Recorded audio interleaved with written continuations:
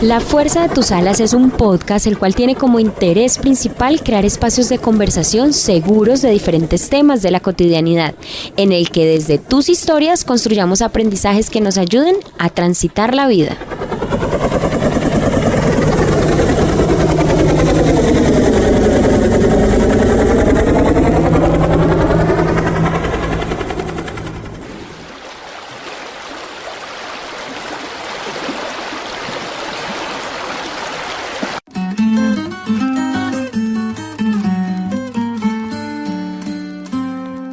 Regalo la primera planta que en mi vida yo sembré en la tierra. Te regalo el cofrecito que antes de morir me regaló la abuela. Te regalo la emoción que sentí al ver nacer a mi primer hermano. La sonrisa de mamá al verme deletrear y mis primeros pasos. Y así con ese fondo musical terminó la espera a un nuevo capítulo, un nuevo episodio de La Fuerza de tus Alas, para espacio para compartir, para conocer, para justamente también rendir homenajes y recordar, porque el tema de hoy es bien especial, la fuerza que te inspira. Y para eso tenemos a la mayor Tatiana Cárdenas junto a sus invitados especiales. Mi mayor, bienvenida a su podcast. Mauricio, muchas gracias, podcast que siento desde el corazón y yo quisiera transmitirles lo que siento hoy. De hecho, se me hizo un nudito en la garganta escuchando la canción y pensando que este episodio que vamos a grabar en este momento, que estamos transmitiendo y acompañándolos a ustedes, hace parte de una serie muy especial que vamos a tener en esta cuarta temporada. Cuando los niños van creciendo, como ha sido este bebé de La Fuerza de tus Alas, van teniendo cosas diferentes por mostrar y por enseñar. Y esta temporada, esta cuarta temporada, queremos mostrarles historias de vida que van a resaltar una característica que creo que nos hace muy humanos, pero que siento que en los militares está muy potenciada, y es la resiliencia. A partir de hoy vamos a conocer algunas historias que nos van a hablar de las fuerzas de las alas de quienes componen esta familia aérea y quienes han caminado por muchos momentos de la vida que nos van a compartir y que de verdad yo sé que nos van a tocar el corazón y nos van a ayudar y acompañar a entender un poquito más de todo esto que compone esta familia aérea. Bienvenidos a este episodio especial de La Fuerza de tus Alas, a esta cuarta temporada. Siéntense con su cafecito, con su jugo y acompáñenos a nosotros a abrir este corazón que hoy vamos a tener y que creo que para empezar estos episodios especiales de verdad que hemos contado con la fortuna de que nos acompañe un ser humano maravilloso que ya se los presentaré. Mientras tanto, otro ser maravilloso. Karen, bienvenida nuevamente a La Fuerza de tus Alas. Muchas gracias por ese saludo tan hermoso y efectivamente hoy estamos en un episodio muy emotivo, muy hermoso. Empezamos con esta serie de episodios de La Fuerza que te inspira. Porque si bien hemos aprendido sobre muchísimos temas, qué bonito es seguir acercándonos a lo humano. Un saludo muy especial para quienes nos escuchan y quienes nos ven. Hoy tenemos La Fuerza que te inspira, la historia de Rosita. Así es. Hoy contamos con la presencia de mi coronel Rosita Villarraga, a quien le damos un aplauso. Coronel, bienvenida. Bienvenida. Gracias. Hola Tati, qué alegría poder volver a verte después de unos añitos de no vernos. Karen, gracias por esta invitación, por recibirme. Me alegra muchísimo conocerte. Yo de verdad que me siento muy honrada por poder estar visitando hoy este pedacito de mi fuerza. Una fuerza que ha sido mi familia durante muchísimos años. Por recordar una época que me marcó para siempre, por recordar un uniforme que porté en algún momento y que un día me quité de la piel pero nunca del corazón. Entonces, y que pues qué honor es ser invitada para este programa tan hermoso y sentir que de alguna manera ustedes puedan pensar que mi historia pueda inspirar. Es un honor de verdad que no sé si merezco, pero me hace muy feliz poder estar acá. Con toda la certeza, mi coronel, y gracias por permitirnos conocer esa historia desde su propia voz. Les contamos, mi coronel Rosita Villarraga es oficial en uso del Buen Retiro de la Fuerza Aeroespacial Colombiana, psicóloga, se desempeñó como la jefe de la Oficina de Comportamiento Humano de diferentes unidades militares, llegó a ser la directora de familia dejando unas semillas y unos ladrillos muy bien puestos para quienes continuamos el legado, y creo que hoy tenemos el privilegio de no hablar solo con la oficial que hace uso de Buen Retiro, sino con la mujer, con la madre, con la profesional, con la amiga, con la hermana, con la hija que nos está acompañando en este micrófono. Así que, mi coronel, que este micrófono hoy, desde el respeto como en el que honramos su historia, pueda abrirse completamente para escuchar todo eso desde el fondo del corazón. Claro que sí, aquí estoy. Y entonces, como en cada capítulo de esta nueva temporada, tenemos el juego de la fuerza de tus alas. La idea es que saques una carta, tiene diferentes preguntas y nos contestes desde el corazón. Pues aquí en caliente, mi coronel, es así. Empezamos para romper el hielo. ¿Leo la carta? Sí, por señora. favor.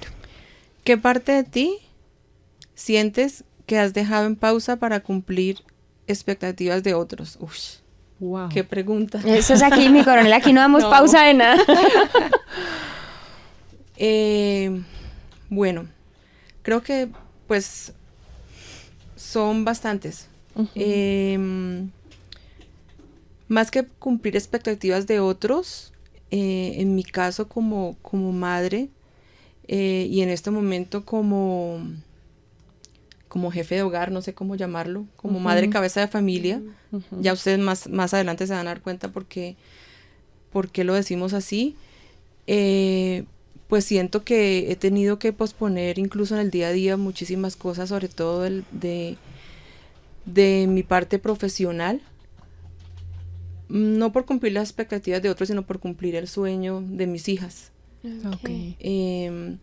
Y todo el tiempo, de alguna manera, trabajo en poder también priorizarme, pero es que a veces no es fácil cuando tienes la responsabilidad de sacar 2 seres adelante y tener una familia, un hogar, pues que está todavía en construcción, en camino, no dejarse un poquito para después.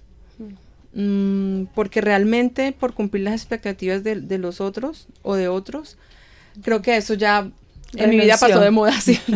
Sí, lo hice tal vez mucho tiempo, pero en este momento las expectativas de los otros no es algo que me preocupe o que pese demasiado en lo que hago día a día. Entonces, no hay mucho que, ya creo que ya está ese momento en que está libre de esas expectativas. Exacto, sí. Maravilloso. Sí. Mi coronel nos está contando a partir de esta pregunta, digamos que mucho tiene que ver con sus hijas, mucho tiene que ver como con el proceso de que fue crianza, y justamente queremos empezar por allí.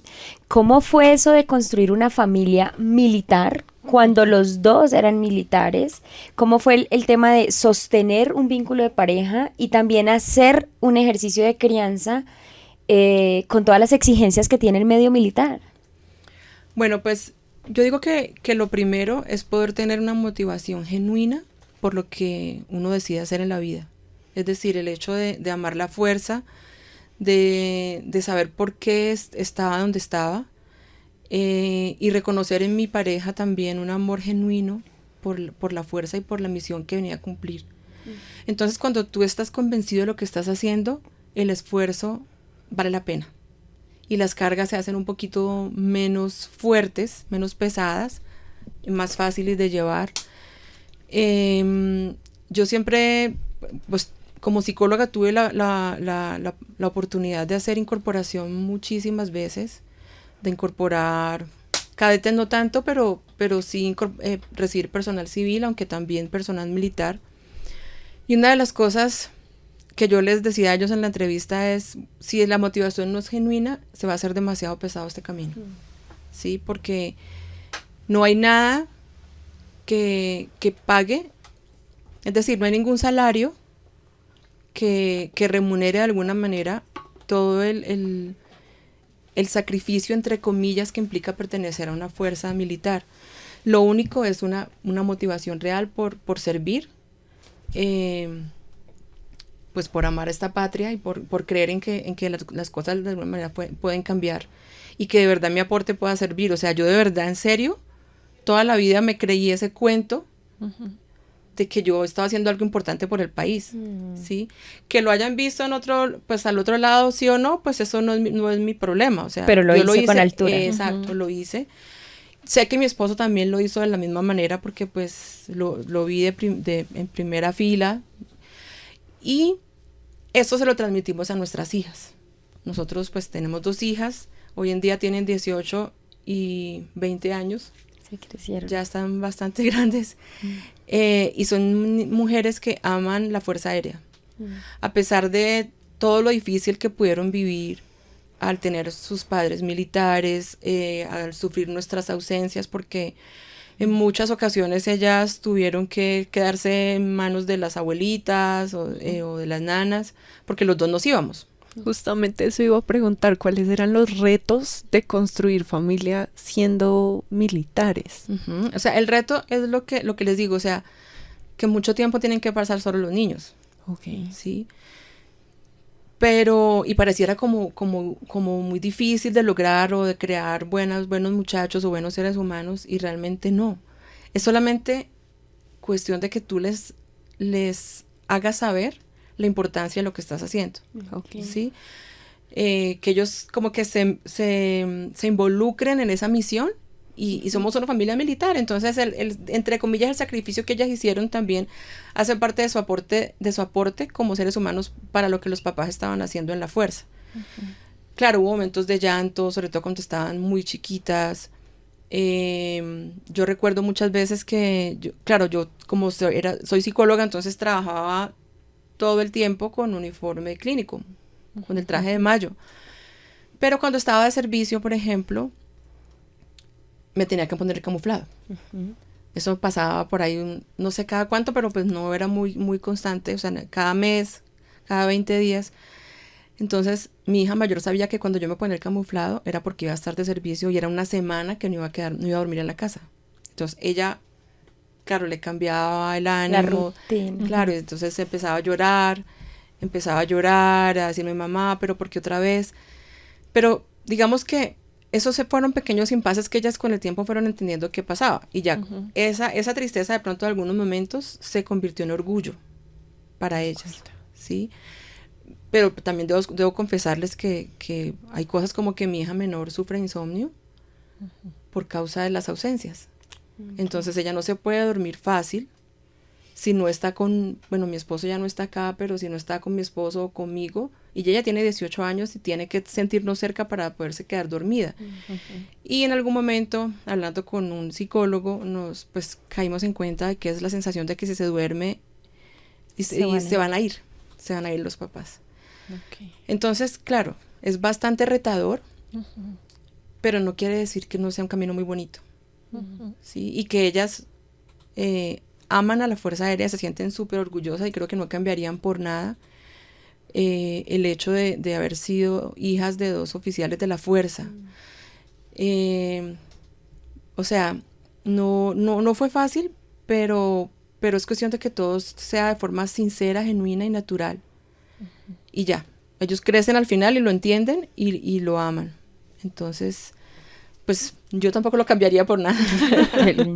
Mi coronel, yo voy a apelar aquí al romanticismo, porque las dos somos bien románticas. Muy. Y porque yo la estaba escuchando en la historia de, claro, ya cuando estaban grandes, cuando estaban las niñas, pero digamos que ustedes como familia se constituyeron desde antes cuando estaban los dos solitos. Uh-huh. Y yo obviamente mi coronel es un referente en muchas cosas, pero también pensando en como mujer militar, es muy común que las mujeres militares terminen casadas con hombres militares, pues porque es como el medio donde más nos desempeñamos. Uh-huh. ¿Cómo recuerda esa historia en la que se encontró con mi coronel? Uh-huh. Perdón, mi coronel. Ya hablamos de paternar, sí. Ahora sí vayamos a la historia romántica. ¿Cómo fue el amor? ¿Cómo fue ese que ojitos nos vimos distintos?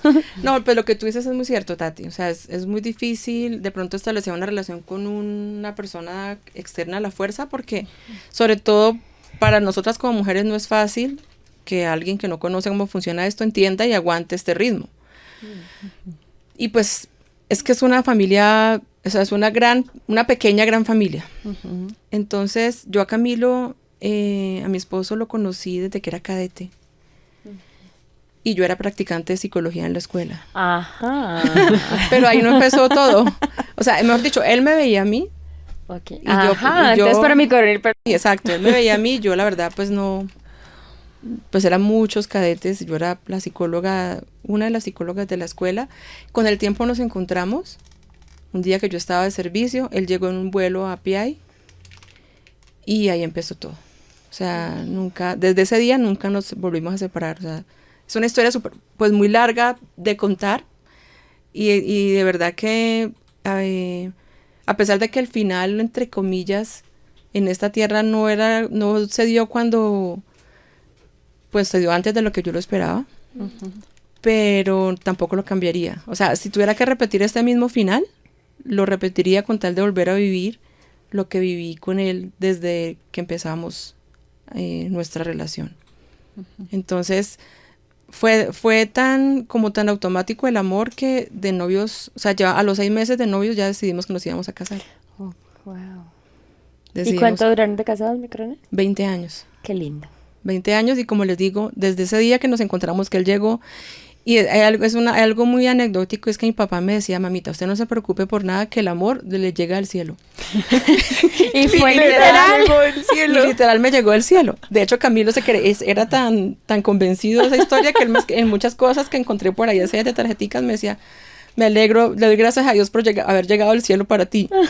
Porque mi papá le decía, yo le decía a ella y así fue. Así fue. Fue una historia, de verdad que fue una historia muy bonita. Que a veces yo digo, pucha, si yo la cuento, no me la creerían. Suena un No me la cuento de creería. hadas muy Exacto. real. Qué lindo, Sí. mi coronel.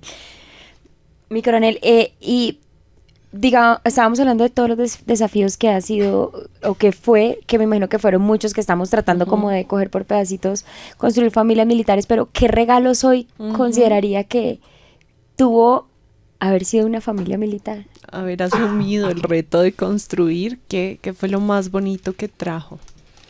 Pues yo digo que una de las cosas es, de alguna manera, que la familia se permea por los valores de la fuerza.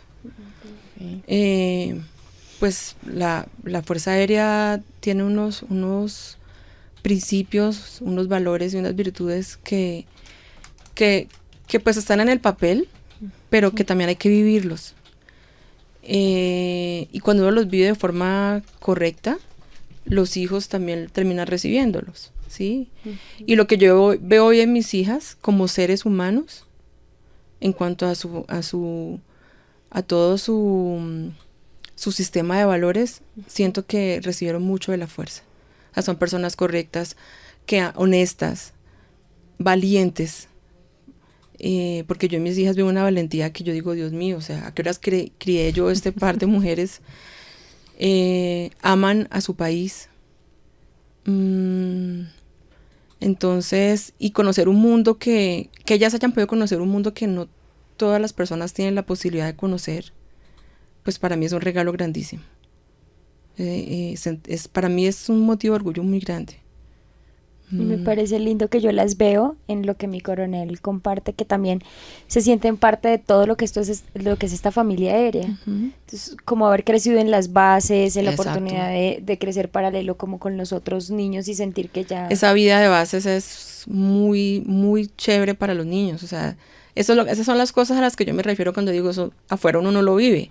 Entonces, verlas, ellas crecieron en Emavi, o sea, su niñez fue en Cali. Entonces ellas montaban en bicicleta sin ningún peligro, andaban en patines, eran amigas de todos los niños, de todas las cuadras. Yo les decía que andaban gamineando porque gamineaban por todo Emavi todo el tiempo.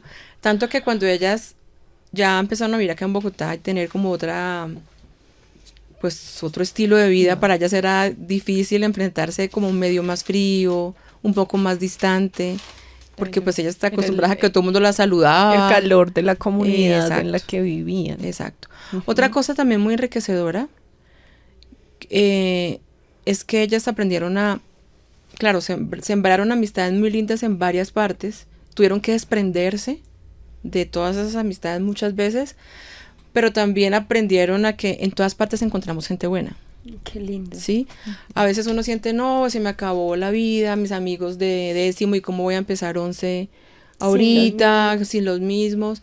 Y ellas lo que tienen es mejor dicho, un inventario gigante de amigos. Porque tienen amigos en API, tienen amigos en Cali, tienen amigos acá en Bogotá, y como en 10 colegios que estuvieron en total las dos. Entonces, siempre yo les he enseñado a ellas que de lo difícil hay que sacar lo mejor, ¿sí? Y de lo difícil que es haberse desprendido de sus amigos que ya tanto han amado toda la vida en diferentes partes, lo que han aprendido es que siempre llegan y encuentran gente buena igual, ¿sí? Tienen muchísimos amigos, entonces aprendieron a ser entradoras, aprendieron a no juzgar a la gente por las apariencias, a permitir que el tiempo les demuestre cómo son las personas. Ellas a veces hay cosas que no me perdonan. Por ejemplo, un día recién llegados acá a Bogotá, mi hija mayor me dijo, mami, bueno, entró al colegio, entró a 10º en una edad súper difícil. Estaba muy asustada, era un colegio nuevo. Y un día me llamó llorando de un baño. Me dijo, mami, me quiero ir. O sea, no quiero estar acá. Porque claro, llevaba 2 días y trató de sentarse en una mesa y no se pudo sentar. O sea, como que no la dejaron entrar en ese momento. Ella se angustió y se encerró en un baño a llorar. Y me llamó. Yo le dije, no te voy a recoger, Lauris. O sea, ese no es el fin del mundo. Sal del baño y te toca mirar a ver qué haces. Pero tenemos que aprender a ser fuertes. Y así como estás tú, como con esa angustia, no saber cómo enfrentarte, pues también debe haber otra persona, otros amigos, esperando a ver quién eres tú para poderse acercar a ti. Ella hoy en día me dice que no, que ella no aprendió nada de eso, que yo debe haberla recogido. Si ustedes le preguntan, les va a decir, no, mi mamá se me dejó morir. Pero no, yo sé que sí aprendió, porque la hizo fuerte, le permitió como atravesar un temor y darse cuenta que más allá de ese temor, no había nada, no era tan grave lo que iba a encontrar. Y tiene, creo que los mejores amigos que tiene, que no vayan a escuchar los de Cali y eso, son de este último colegio. Cuando escuchen este episodio van a ver reclamos, pero Sí. pero es importante. Qué lindo, mi coronel, escucharla cómo se va recorriendo. Y definitivamente, sí, yo creo que los militares son resilientes o somos resilientes. Creo que los hijos de los militares son supremamente resilientes. Aprenden mucho eso de estar saliendo y reconstruyéndose con vidas bonitas y que consideren amables donde lleguen. Sí, y perdóname, Tati, hago como una acotación ahí, y es que ellos, mira, no hay nada que enseñe más que el ejemplo, ¿sí? Y si, yo sé que no es fácil, o sea, yo sé que no es fácil tener hijos estando, pues, en un ambiente militar, pero mucho de lo que ellos escuchan que tú dices y mucho de lo que ellos escuchan o ellos ven que tú haces es replicado, sino todo. Entonces, cuando los niños tienen dificultades para adaptarse a los cambios o para quedarse, no sé, solos en la casa, es porque a veces uno mismo genera como ese ambiente de inconformismo con respecto a la vida que nos está tocando. Yo no digo que sea todo maravilloso y que todo sea fácil, pero pienso que si tú tienes una buena actitud, los hijos van a tener una buena actitud también y se les va a facilitar mucho la vida. Es la invitación a cuidar mucho esa narrativa, ¿no? Ajá, exacto. En lo cotidiano. Exacto. Y que no estamos romantizando la crianza en la vida militar, porque creo que justamente decidir ser mujer profesional, militar y demás, pues fue desafiante, pero creo que nos dejan unas bonitas historias, mi coronel. Pero estábamos empezando con esto que dijimos, Karencita, de que mi coronel es una oficial en uso del buen retiro. Hay un tema importante y es cómo se reconfigura el sentido vital cuando mi identidad durante tanto tiempo se ha fortalecido a través de un rol en una institución como la Fuerza Aeroespacial. ¿Cómo es el tema de reconfigurar esa identidad cuando sales de la institución? Ok, no es fácil, es bastante doloroso. Es muy paradójico porque es un momento que tú esperas mucho, porque los mismos hijos te lo piden también cuando uno tiene hijos, y aún así sin tener hijos es un momento que uno espera, porque uno dice voy a poder descansar, voy a poder manejar mi tiempo, cuándo será el día que yo pueda dormir un poquito hasta tarde entre semana, o no tener que pedir permiso para todo. Claro, es un momento que uno añora, pero no te imaginas lo doloroso que es quitarse el uniforme y poder como empezar a darte cuenta de que pues hay otro mundo. Es como un nacimiento. Yo pienso que es un duelo, y estos son pequeños duelos que se viven, o grandes duelos, cada quien. Pero es como un nacimiento, es como cuando tú estás en el vientre materno y vas a nacer. cuando tú estás en el vientre materno, pues quieren nacer y todos quieren que uno nazca, ¿sí? Hay una expectativa por salir de ahí para poder vivir. Pero el nacimiento duele, ¿sí? Porque el niño pues ya está libre, entonces no está en el vientre que está contenido, protegido, con alimento, con oxígeno, ¿sí? Con todo lo que necesita que se lo provee la mamá. La fuerza aérea es así. Es como tú estás en el vientre materno, la fuerza te dice por dónde caminar, cómo caminar, qué decir, qué grado sigue ahora, para qué unidad vas ahora. Uno tiene una ¿cómo se llama eso? Sí, una ruta, un plan de carrera. Así está en la barriga uno va semana 4, 5, 6 y todo va como ordenadito y uno no sufre, ¿sí? A pesar de que uno crea que sufre, uno no sufre. El sufrimiento viene después. Cuando tú naces te sientes libre, así es cuando tú sales de la fuerza. Eso genera incomodidad y dolor al principio, pero no, digamos que lo más importante es poderse preparar. Y qué importante, qué lindo sería que de alguna manera hubiera un espacio en la fuerza para que las personas como que reconfiguren eso que tú me dices, Karen, como esa identidad, y se reconozcan a sí mismas como seres humanos, que claro, portan un uniforme con mucho orgullo, pero detrás de su uniforme hay un ser humano igual que los que están afuera. Entonces, creo que yo que mucho tiene que ver como con aprender como a desempeñarse en cosas que uno normalmente acá no se desempeña, como por ejemplo hacer una hoja de vida, saber cómo presentar una entrevista, saber cómo vestirte para ir a una entrevista, si es que decides seguir laborando, porque también es válido que si tú te retiras y tienes una asignación de retiro, no lo quieras hacer. Pero bueno, prepararse de alguna manera para ese tipo de cosas es supremamente importante, porque yo debo confesar que yo nunca había hecho una hoja de vida, por ejemplo, nunca. Porque yo salí de la universidad y trabajé en EMAVI como psicóloga civil un tiempo, ahí no me pidieron hoja de vida ni nada. Y después me incorporé a la Fuerza Aérea, entonces mi primera hoja de vida la hice ya bastante grandecita. El tema tecnológico, no quedarse atrás en cuanto a todo el desarrollo tecnológico, de redes que hay ahora, no sé la fuerza cómo estará en eso, y nunca perder de vista quién eres, y empezar a planear como ese nacimiento o ese renacimiento, empezar a planearlo antes de salir. Pero es una ventaja porque tú sabes que tienes como una segunda vida. Eso es bonito, porque uno afuera pues tiene una vida. Cuando uno es militar uno tiene una vida y después tiene como una segunda vida. Eso me pareció espectacular.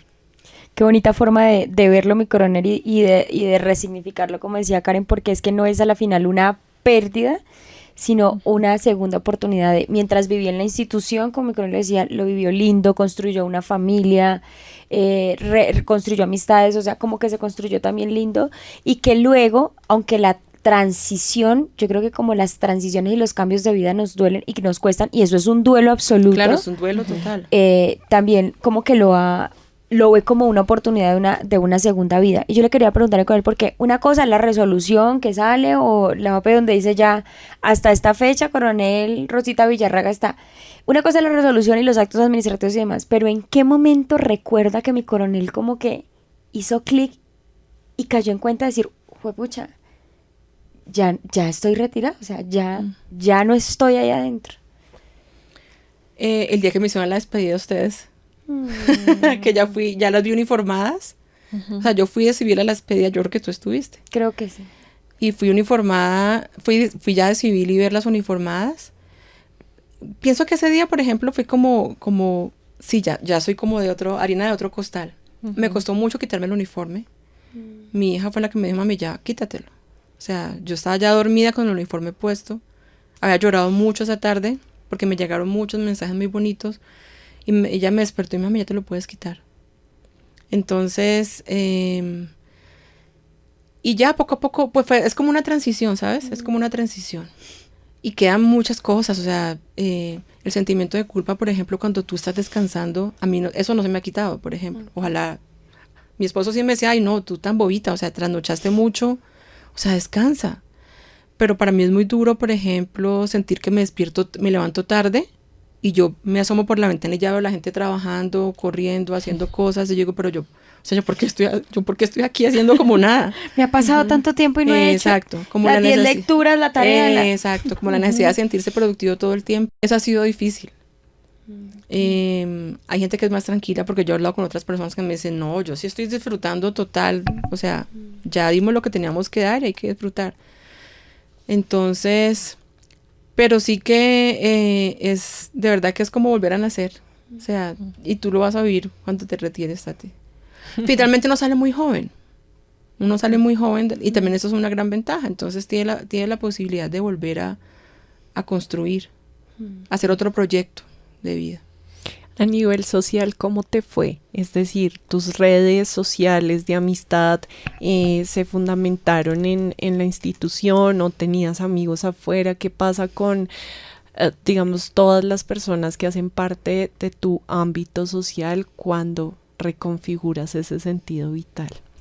Pues mira, mi red social ha sido casi la gente de la fuerza. O sea, digamos que tengo un grupo de amigos, un grupo de amigas de la universidad, que con ellas nunca perdí contacto, pero no están aquí en Bogotá, entonces pues casi nunca las veo. Y con la gente que seguí teniendo contacto es la misma gente de la fuerza, porque mi esposo seguía activo. Entonces en todas las reuniones y todo eso pues estaban los compañeros de él, y mis amigas hoy en día son las esposas de los compañeros de mi esposo. Y amigas militares, tengo, o sea, buenas amigas, digamos, con las que de pronto toco temas que no tengan que ver con el trabajo y eso. 3 muy buenas amigas militares. Lo que pasa es que yo no he sido muy social, digamos que esa no es como mi principal motivación en la vida, ¿sí? Valoro la amistad, mi esposo me enseñó a valorar la amistad. Porque yo siempre crecí con la idea de que uno tenía que ser solo, que uno no había nacido solo, bueno, cosas que uno aprende en la casa que le van dejando los papás.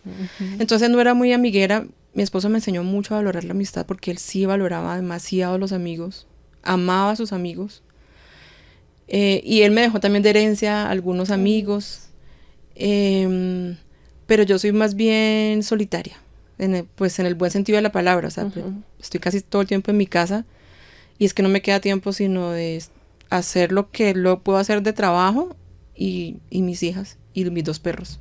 Ok, ya hablamos de aquello que te costó o de pronto aún cuesta, la sensación de culpa frente a despertarte tarde, por ejemplo.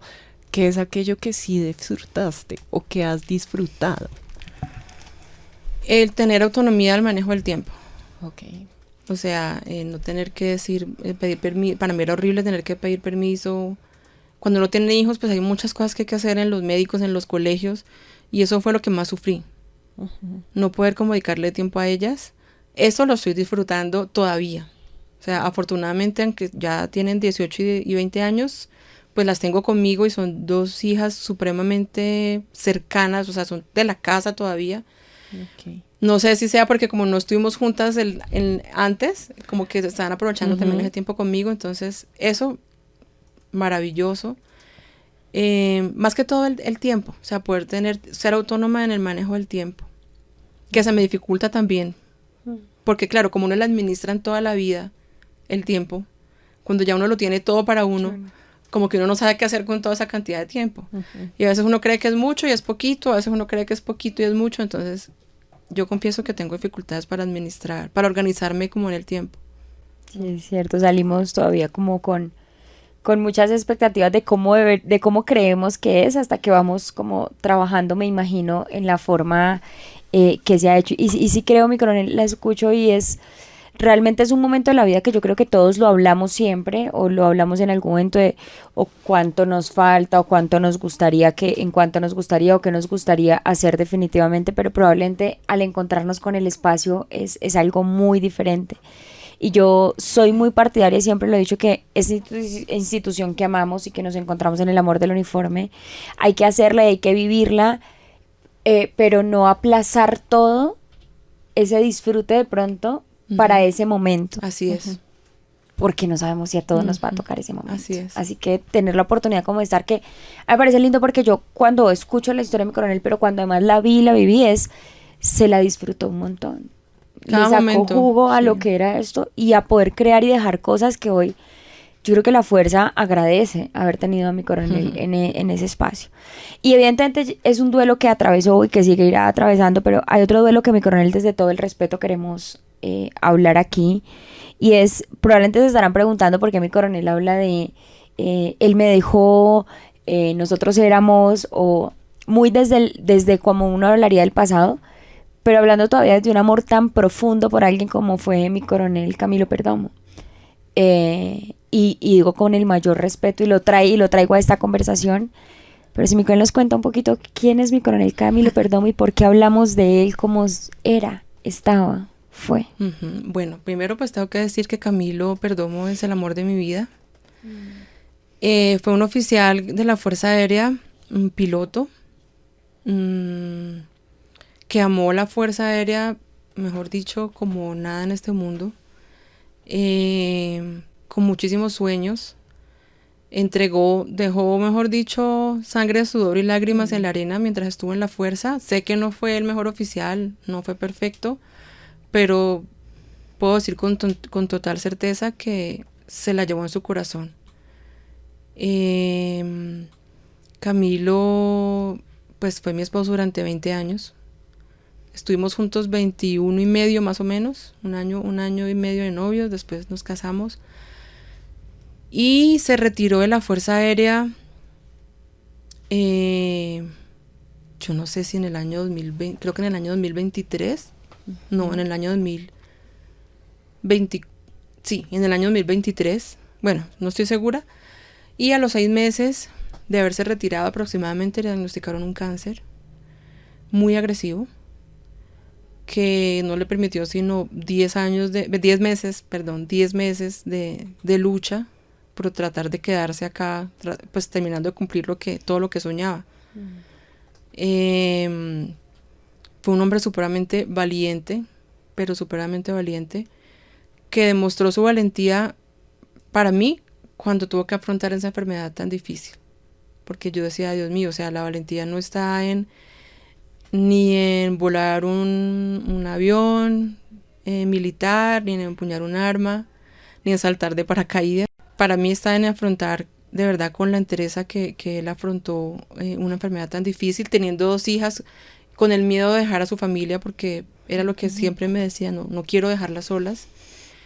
Y pues luchó por no dejarnos, pero bueno, o sea, la voluntad de Dios fue... Los incomprensibles de Dios. Sí, a ratos. exacto, no entendemos porque este momento que pues yo lo acepté desde el primer momento, pero no lo entiendo. Yo espero que la vida me dé la posibilidad de aprenderlo, porque creo que es un aprendizaje. Sería muy bonito poder entender ese tipo de dolores, porque se nos presentan. Hace días tenía una conversación con mi hija y me decía, mamá, pero ¿por qué si somos buenos? ¿Por qué si somos buenos? Si mi papá era buena persona, ¿yo qué le he hecho yo a Dios para que esto pase? Entonces, claro, me dejó sin palabras. Yo lo que le pude decir es que no lo entiendo ahora, pero lo acepto. Y creo que eso me ha dado como la tranquilidad de poder transitar el dolor de haberlo perdido de forma tan temprana. Mi coronel, ¿cómo recuerda ese momento donde les dicen que mi coronel tiene un cáncer, además porque se convierte en una enfermedad, un diagnóstico de una persona, pero una condición de toda una familia? Sí. ¿Cómo recuerda ese momento y qué cambió en esa dinámica en ese momento en casa? Pues mira, claro, yo recuerdo que sentí un frío por todo el cuerpo. Igual esos diagnósticos nos los van dando como de a poquito, ¿no? Primero te dicen, mire, hay una sospecha. Entonces a él le hicieron un examen, el que parecía como una manchita. Entonces nos dijeron, puede estar pasando, esto ya no nos gusta, o sea, puede estar pasando algo muy, muy malo. Vamos a confirmarlo, pero pues ya cuando a mí me dijeron eso, uno, pues, digamos que yo trabajé mucho tiempo en el área de la salud y ya uno más o menos sabe por dónde van las cosas. Entonces me acuerdo que yo entré, o sea, ya le habían dicho que tenía algo de muy mal aspecto en unas imágenes que le habían hecho, y cuando yo entré lo encontré muy asustado. O sea, salieron a decirme que entrara para que hablara con él, y cuando yo entré, o sea, vi en sus ojitos un miedo terrible.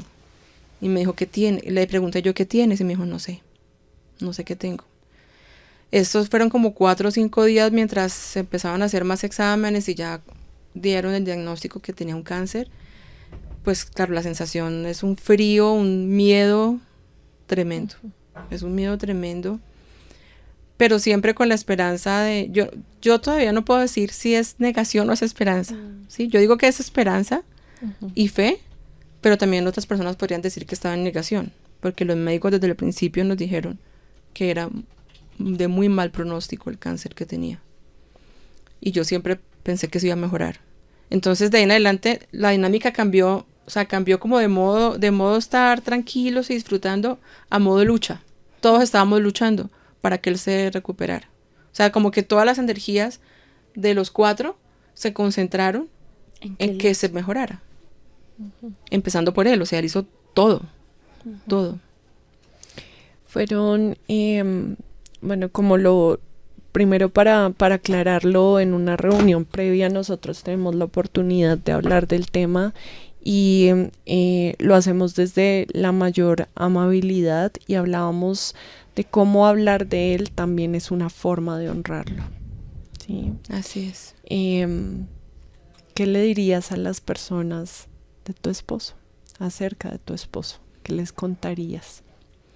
Bueno, yo de Camilo diría que es la persona más valiente que he conocido en mi vida.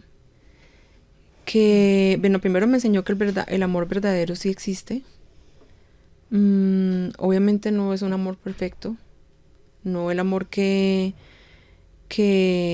aprendemos o vemos en las telenovelas, porque a veces cuando nos hacemos un ideal de ese amor de los cuentos de hadas, pues vivimos decepcionados toda la vida.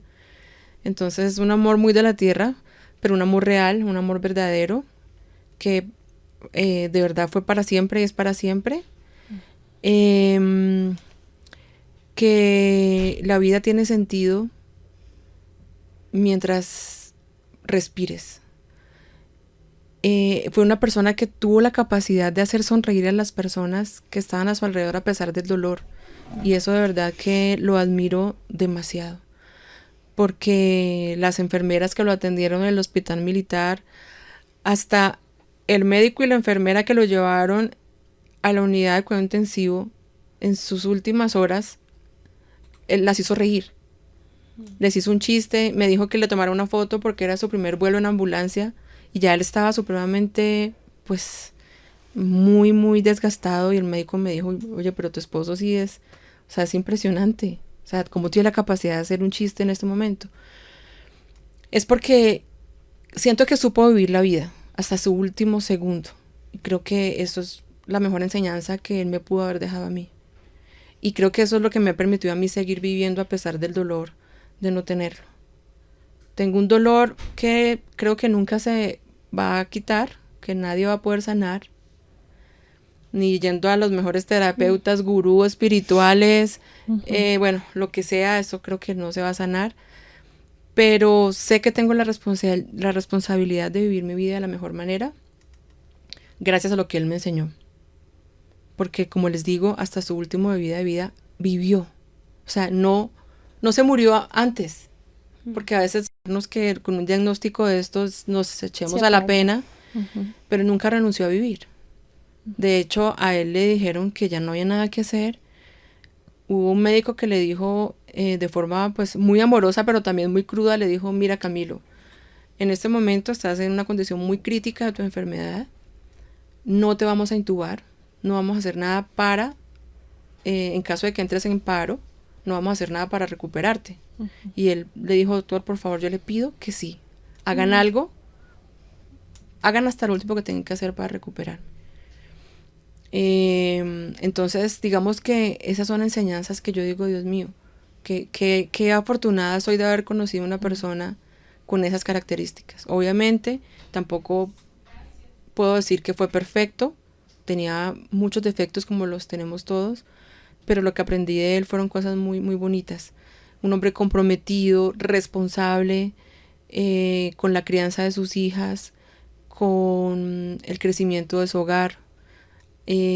como les dije ahorita, que amó a la fuerza, mejor dicho, como uno ama a una madre. Para él la fuerza lo era todo, apasionado por la aviación, rumbero, feliz, le encantaba el rock en español, el voleibol, le gustaba gozarse la vida, y creo que gracias a eso también pudimos tener un muy buen matrimonio. Yo a veces digo, ¿será que nuestras almas sabían que se iban a separar rápido y por eso vivimos como Todo tan tan potencia. intensamente todo? Porque, miren, en los últimos 2 años de vida, el último año de vida tomamos café. Yo creo que mejor dicho gastamos quién sabe cuánto en café, en todos los cafés de Bogotá. Y como que siempre queríamos alargar el rato, sin saber por qué, pero siempre había como esa sensación de querer alargar el rato. Entonces, a veces digo, son como misterios que uno después dice, Dios mío, tal vez sería por eso, porque pues nuestra experiencia en esta tierra iba a ser corta, para mi gusto fue cortica, o sea, uno, pero, 20 años es mucho, pero 20 años cuando uno ama es muy poquito. Es muy poco. Hay una metáfora preciosa que nos compartiste en la reunión previa y cuando hablábamos del tema del duelo por la reconfiguración del sentido de vida y también por la muerte de tu esposo, y es la metáfora del río que se convierte en mar. ¿Nos puedes profundizar esta metáfora tan bonita, por favor? Pues en algún momento yo escuché o leí eso, que morir de cualquier manera, porque hay muchas muertes en la vida, o sea, uno muere de diferentes formas, lo que va a tirarse de la Las fuerza. muertes simbólicas. Exacto. Es como ser río y convertirse en mar. O sea, cuando tú eres río, pues vas en un cauce pequeñito, pues como su nombre lo dice, vas encauzado a cierta velocidad, con cierta fuerza, pero cuando te conviertes en mar, pues te expandes de una forma impresionante, hay mucho menos límite, tienes más fuerza, y pienso que todas las muertes, incluso la muerte física, es como eso, y lo he tenido que aprender también para poder afrontar la partida de Camilo, y es que la muerte física no es el fin de la existencia, ¿sí?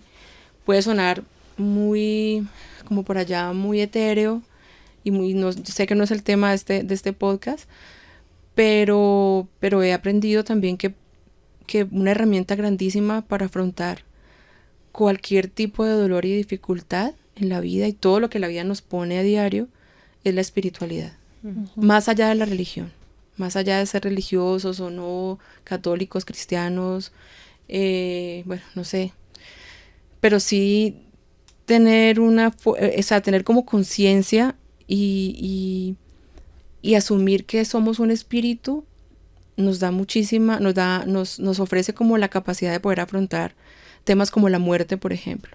Porque imagínense qué sería de uno si uno pensara que si uno se muere, todo se acaba. O sea, yo no estaría aquí sentada hoy hablando con ustedes. Entonces, para mí Camilo fue eso, como un río que ahorita se convirtió en mar, porque eso se pudo expandir. Qué linda metáfora, mi coronel. Y pensaba ahora que nos contaba quién fue mi coronel Camilo en toda esa batalla que dio con tanta altura, con tanta resiliencia durante esos 10 meses y cómo lo recuerda desde ese hombre luchador con la misma alegría, tratando de salir adelante de un proceso que sin duda no debió haber sido nada fácil desde lo físico, desde lo emocional, desde lo logístico, desde todo.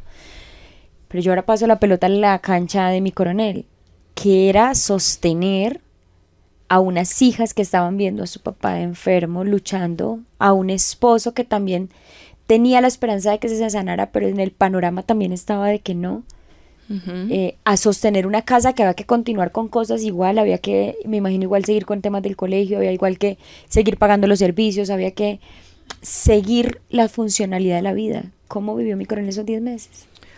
Pues la verdad yo pienso que en gran parte estábamos ya muy fuertes para afrontar lo que tuvimos que afrontar. Es decir, habíamos criado 2 hijas responsables, conscientes, amorosas, que de alguna manera tuvieron que hacerse cargo de muchas cosas de la casa mientras yo estaba encargada de cuidar al papá, que cuidaron a su papá también, porque hubo una oportunidad incluso que hospitalizaron a Mariana y Camilo estaba hospitalizado. Entonces se tuvo que ir Laura a quedar con el papá y yo para yo quedarme con Mariana. Hubo momentos así de difíciles. Pero todo fluyó gracias a como que ya teníamos las herramientas para poderlo hacer. En el caso mío, yo creo que yo no sé cuál será mi mecanismo de defensa, pero yo entro como en un modo, no sé, como que solamente veo el objetivo y ya. O sea, como que identifico hacia dónde quiero llegar y lo único que hago es caminar hacia donde quiero llegar. Entonces lo que hice fue empezar a investigar qué opciones teníamos, qué opciones de cura había para él, buscar en otros países, investigar, conocer la enfermedad y de alguna manera hacerme amiga de esa enfermedad llamada cáncer, que para uno siempre pues, cree que eso no le va a pasar, que le pasa al vecino, que le pasa al otro, menos a uno. Entonces, pienso yo que la clave es como decir, bueno, ya estás acá, bienvenido, y vamos a ver cómo caminamos este camino juntos, por más de que me caigas mal, ¿sí? Entonces, digamos que cuando tú estás tan enfocado en cumplir un objetivo que genera para ti tanta carga emocional, físicamente uno no sabe dónde saca fuerza, ¿sí? Es como cuando uno está en emergencia todo el tiempo. Entonces la adrenalina o yo no sé qué pasa con el cuerpo, que se vuelve súper resistente y uno no se cansa, uno no tiene sueño. O sea, yo pasaba noches enteras al lado de él en la clínica.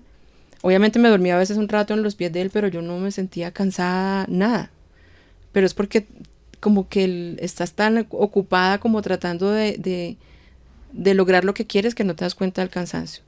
El cansancio viene después, cuando ya Camilo fallece. ¿Cómo fue ese día, mi coronel? Justamente porque como estaba en el corre, claro, ¿no? ¿cómo recuerda ese momento donde ya le dan la noticia o donde ya está allí y lo ve? Bueno, de hecho hay cosas que no recuerdo todavía. Hay lagunas. Sí, yo le pregunto a mi hija, oye, ¿yo qué dije aquí? ¿Yo qué hice? Claro, uno, a pesar de que tiene la esperanza de que se va a recuperar, de alguna manera inconscientemente uno va haciendo un duelo previo. O sea, uno se va preparando.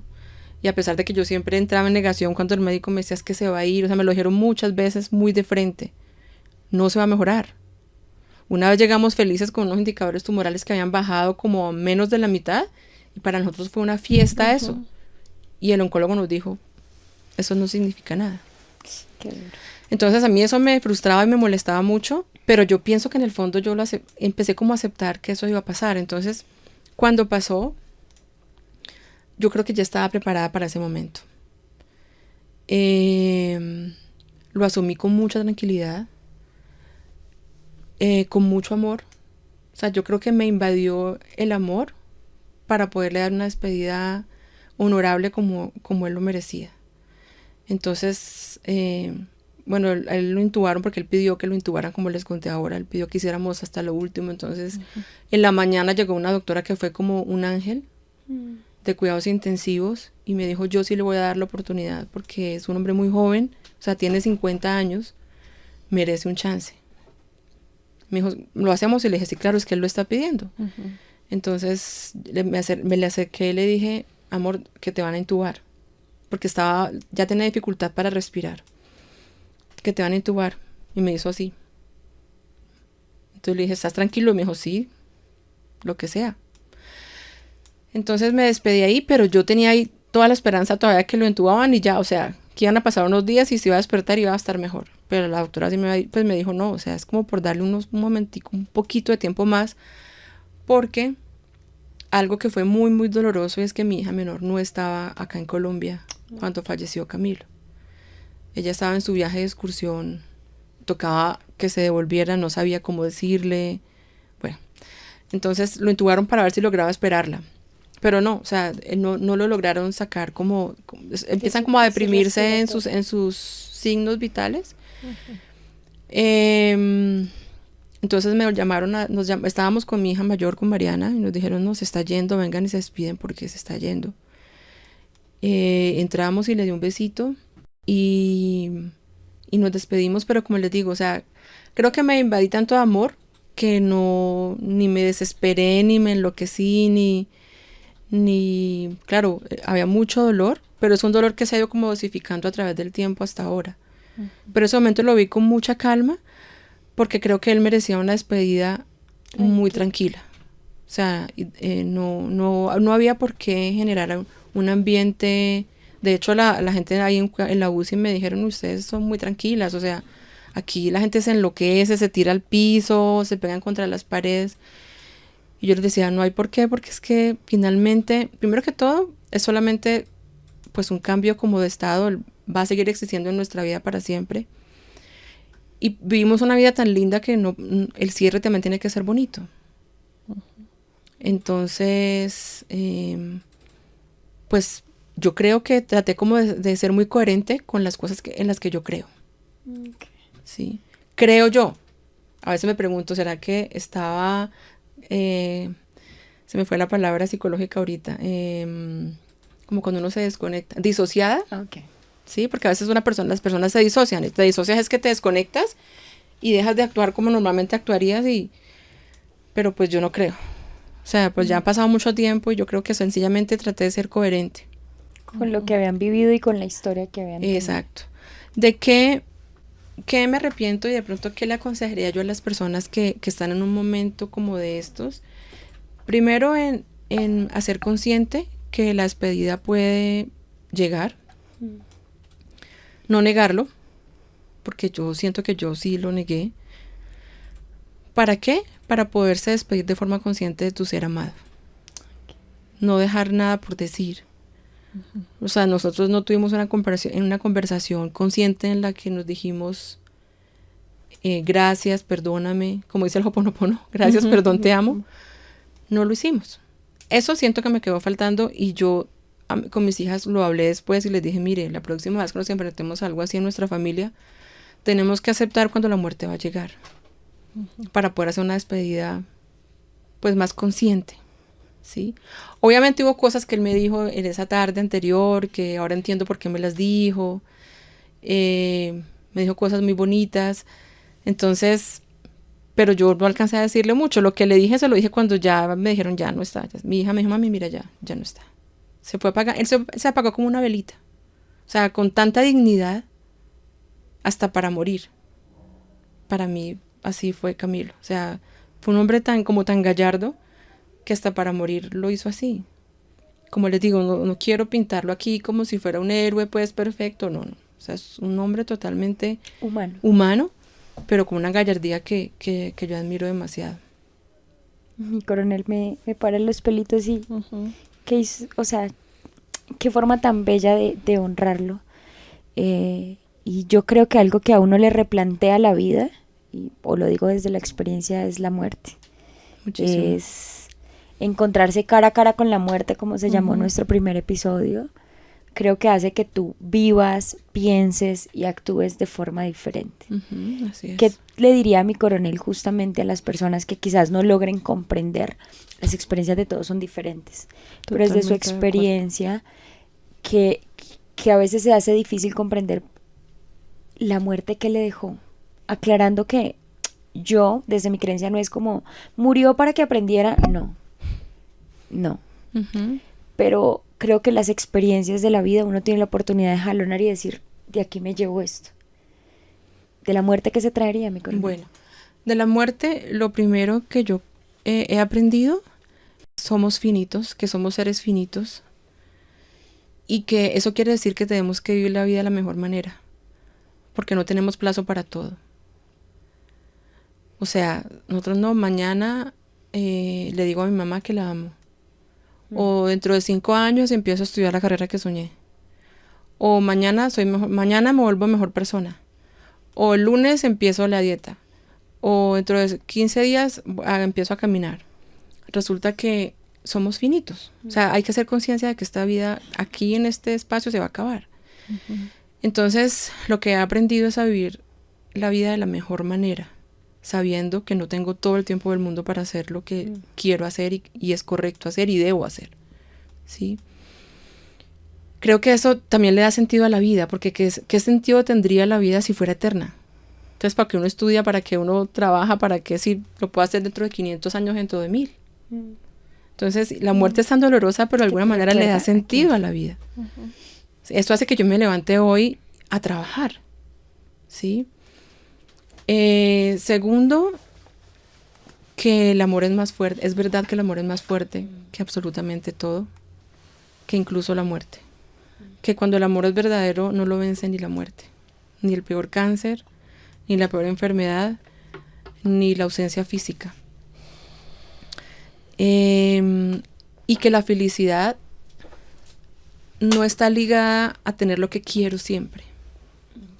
La felicidad está más ligada a que mi vida tiene un sentido por el simple hecho de existir. Y que mi tarea diaria es descubrir ese sentido. Ese sentido que tengo en la vida por el simple hecho de ser humano y de estar respirando. ¿Sí? Es que son demasiadas cosas. Que el aire que respiramos no lo tenemos que ganar. Porque hay personas que ya no pueden respirar este aire. Entonces tenemos que hacer muy digno nuestro existir. Sí. Porque no solamente hay personas que ya no están en este plano, sino que hay personas que están en un hospital tratando de luchar por vivir. Por respirar. Por respirar. Entonces a veces nos quejamos de tantas cosas y nos dan pereza tantas cosas, sabiendo que hay personas tratando de ocupar nuestro lugar, o respirar nuestro poquito de aire. Entonces hay que ir de la forma más digna posible. También he aprendido que se puede vivir incluso después de haber perdido el amor de tu vida. Y creo que con Tati tenemos una historia parecida. Y también tú me enseñaste mucho de esa resiliencia, porque cuando, pues no sé, perdóname Tati si yo toco ese tema aquí. En este podcast ya lo hemos tocado, bueno. Mi coronel, bienvenida a la historia. Yo estaba muy preocupada por Tatiana, porque yo dije, Dios mío, ¿qué vamos a hacer con Tatiana? O sea, Dios mío. Y fue una mujer supremamente también valiente, resiliente, que siguió viviendo y siguió dando lo mejor de sí para todos los que la rodeamos.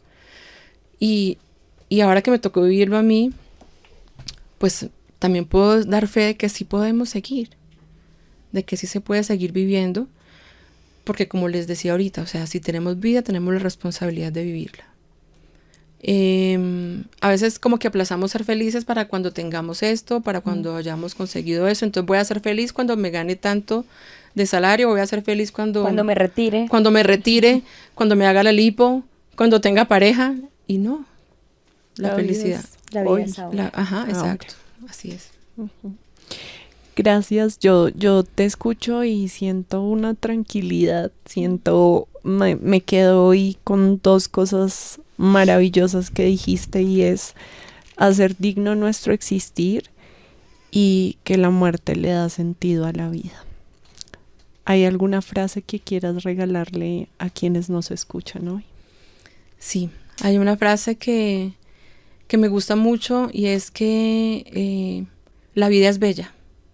Nadie dijo que era fácil. La vida no es fácil, pero la vida es bella.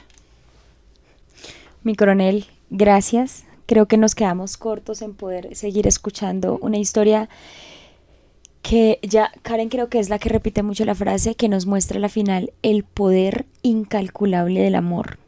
Porque evidentemente su historia, pese a los desafíos o muy con ellos, es una historia permeada del amor, donde nos muestra que el amor a la final salva, rescata, y que han habido capítulos y episodios evidentemente que han requerido de mucha fuerza, de mucha resiliencia, que a veces quisiera uno hacer un clic y cambiarlos, pero que atravesarlos y adentrarse en ese mar profundo también ha hecho hoy la mujer, la madre, la profesional, la amiga que es. Gracias por compartirnos tanto, mi coronel. Yo quisiera de pronto que antes de irnos, sé que mi coronel hoy está ejerciendo, ya está en otro momento de la vida, ya está desde una parte muy distinta. Si nos quiere compartir un momento, qué es lo que se encuentra haciendo y dónde la podríamos encontrar en caso de que quisieran contactarla. Gracias. Bueno, primero que todo, muchas gracias Karen y Tati por esta invitación tan linda, y por, pues, de alguna manera poder permitirme compartir mi historia, que espero que si a una sola persona le llega el mensaje que quisiera yo que llegara, ya valió la pena. Yo me encuentro en este momento haciendo consulta privada, pues de forma particular. Pues tengo mis redes sociales, PS de psicóloga, raya al piso, Rosita, raya al piso, Villarraga. Ahí ese es mi Instagram, ahí está mi teléfono. Hago consulta privada para casos psicológicos, pues que no sean de índole clínico como tal. Y en algunos casos para temas de psicología aeronáutica, para alumnos de vuelo, pilotos, que estén en algún proceso específico de su carrera de aviación. Eso es lo que estoy haciendo, dictando algunas clases, también de psicología aeronáutica. Eso. Lo que ha habido es vida espectacular para seguir. Mi coronel, muchas gracias, gracias por haber regresado a este espacio de que es lo que sigue siendo su familia aérea, que definitivamente el corazoncito está muy azul. Creo que hoy empezamos estos episodios especiales de una forma poderosa, que nos damos cuenta de la fuerza que tienen las alas de quienes componen esta familia aérea y que de verdad nos enseñan tanto, nos dejan tanto por pensar, como esperamos que a ustedes también les haya llegado el corazón y que muchas de estas cosas que hayan quedado en su mente, en su vida, puedan ser aportantes para mucho mejor y más saludable. Los esperamos en los siguientes episodios. Recuerden que en La Fuerza de tus Alas siempre vamos a estar prestos para generar conversaciones desde la mayor responsabilidad, desde el mayor respeto, para hacer vidas más amables y más cómodas para ustedes y para todos. Suscríbanse a la emisora al aire y los esperamos aquí en los siguientes capítulos. Buena tarde. Y juntos en año nuevo tratar de cumplir los sueños.